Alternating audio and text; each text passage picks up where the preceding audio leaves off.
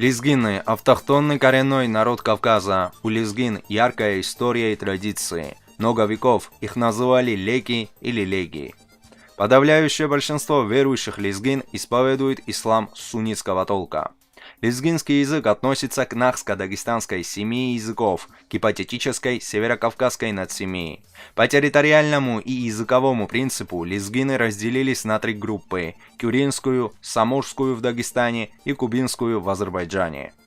Лезгины являются одним из крупнейших народов Кавказа, чей ареал проживания поделен государственной границей между Россией и Азербайджаном. В Дагестане лезгины компактно проживают в Агульском, Ахтинском, Дербентском, Токуспаринском, Курахском, Магараметском, Рутульском, Сулейман-Стальском, Табасаранском, Хасавюртовском, Хивском районах Дагестана и во всех крупных городах республики. В особенности в Махачкале, Каспийске и Дербенте, являясь преобладающим населением городов Каспийск и Дербент. В Азербайджанской республике лезгины проживают в основном в Кусарском, Кубинском, Хачмасском, Шемахинском, Исмаилинском, Кабалинском, Варташинском, Кахском, Сагатальском и Белоконском районах и в крупных городах, в особенности в Баку и Сумгаит. Также проживают в Казахстане, Кыргызстане, Узбекистане, Грузии, Украине, Туркменистане и Латвии. В Турции компактно населяют несколько деревень, где живут потомки мухаджиров. Численность лезгин в мире более 1 миллиона человек. Вопрос происхождения этнонима лезгины все еще требует более глубокого и всестороннего анализа. Тем не менее, большинство исследователей выводит этноним лезгин из античного легии и раннесредневекового лекции, от которых впоследствии, предполагают некоторые исследователи, произошел современный этноним лезгии. В российском кавказоведении до революции исследователи в этноним лезгины или леки часто ошибочно объединяли все горские народы Дагестана. Причиной такого ошибочного названия послужила Древняя Персия, войска которой при экспансии в Дагестан всегда в первую очередь сталкивались с лезгинами. Бесконечные войны с римлянами, византийцами, арабами, персами, хазарами и другими завоевателями обусловили известность лезгиноязычных племен, населяющих Кавказскую Албанию.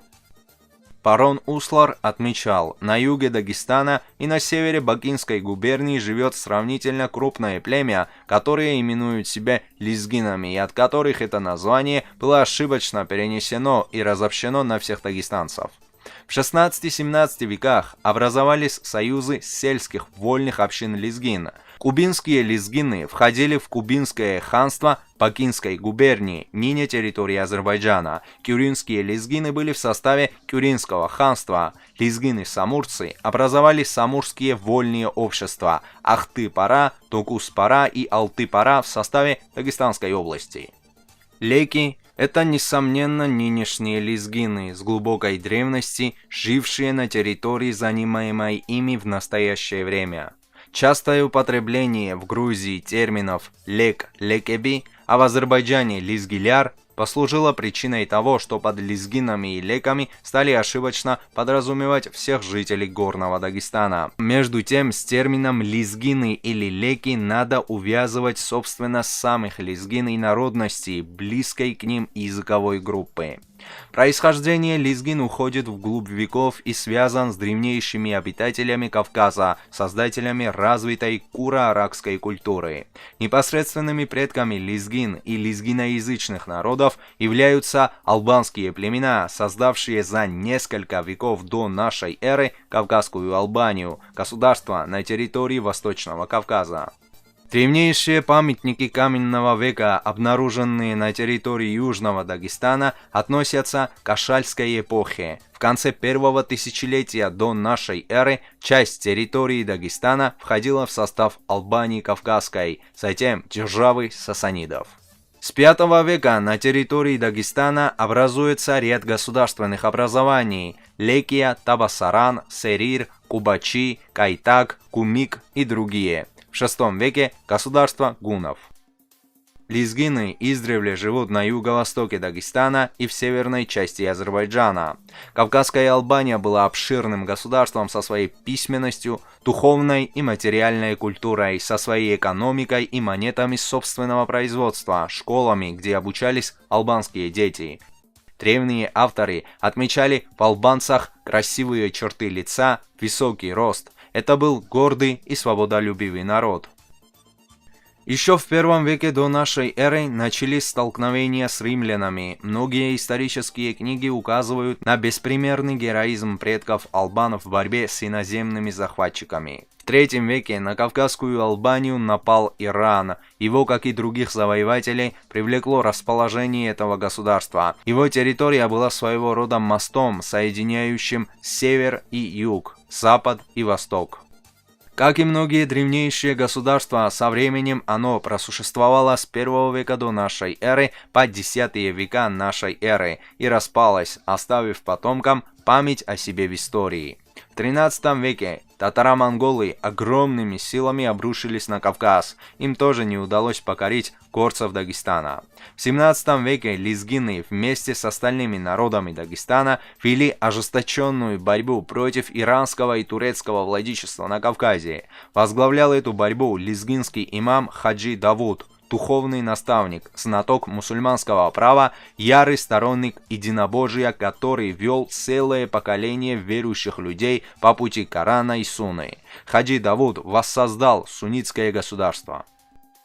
Много горя принесла дагестанскому народу персидская армия во главе с Надыр-Шахом, но и они получили отпор от мужественных горцев Дагестана. В XVIII веке южнокавказские и дагестанские ханства пошли в состав Российской империи, но не все горские общины хотели признавать над собой власть русского царя. В начале XIX века началась Кавказская война, которая длилась более 30 лет.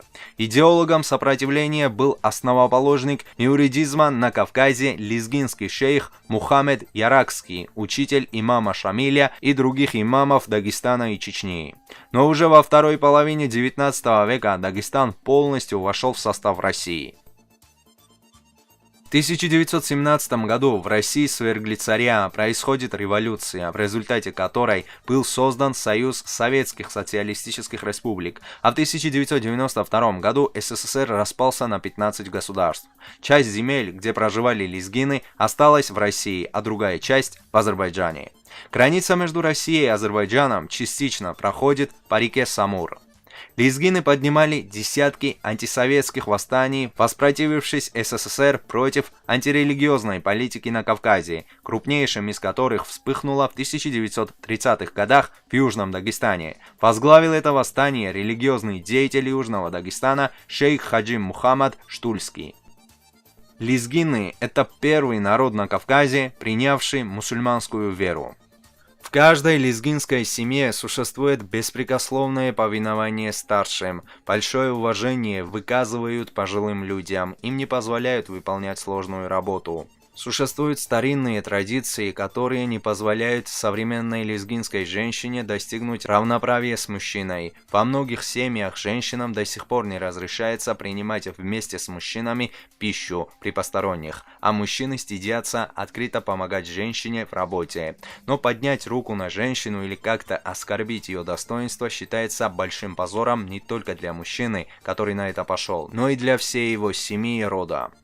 Традиционная одежда лезгин общекавказского типа. Сегодня многие мужчины носят одежду городского типа. Часто встречаются из элементов национального костюма папахи, шерстяные носки и тулупы с фиктивными длинными рукавами.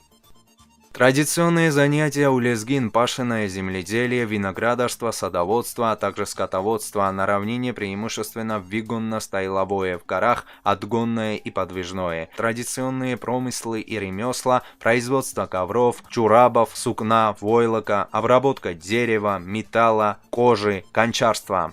Орел был тотемным знаком у предков лезгин. Считается, что само слово «лезгин» восходит к корню «лек», по-лезгински орел, и поэтому даже лезгинку часто называют танцем орла. Мужчина-танцор олицетворяет горную птицу, а его распахнутые руки символизируют орлиные крылья.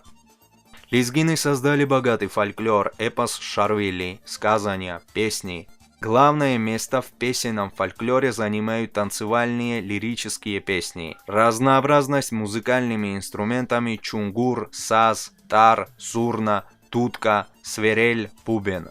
В народном искусстве, конечно же, есть и танцы, самым знаменитым из которых является лезгинка. На этом все. Всем спасибо за просмотр. Подписывайтесь на канал, чтобы не пропустить новые видео, а также обязательно ставьте лайки.